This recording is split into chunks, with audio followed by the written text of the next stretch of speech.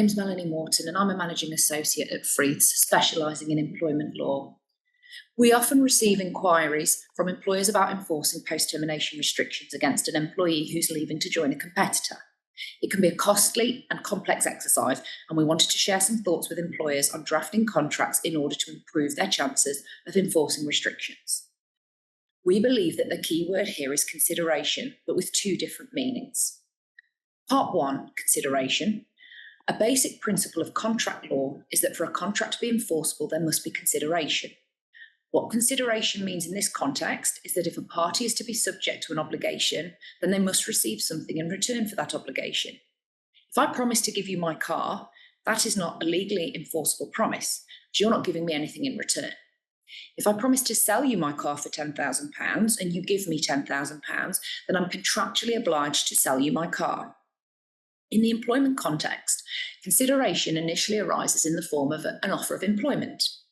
I will give you a job if you enter into this contract, which might contain post-termination restrictions. The employee is agreeing to be subject to the obligations in return for the employer providing work and a salary. However, when introducing new contracts during employment, which contain new restrictions, employers need to be careful. They should try to do so at a time when they are giving the employee something in return for the new obligations, for example, a promotion, a pay rise, or a bonus. Some employers who have asked their employees to sign new contracts that contain new restrictions partway through employment, with the employer receiving nothing in return, have found that they cannot enforce those restrictions. Part 2, consideration. Restrictions are only enforceable insofar as they go no further than reasonably necessary to protect a company's legitimate business interests. In simple terms, courts will only enforce reasonable restrictions. Employers therefore need to consider the drafting of restrictions very carefully.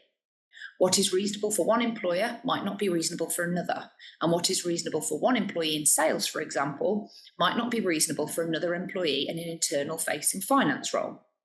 Examples of questions that employers might consider. How long? For what length of restriction is reasonable? For how long do I reasonably need to keep this individual out of the marketplace or away from my clients in order to protect my business? What is the shortest period that will offer me the protection I need? Which clients?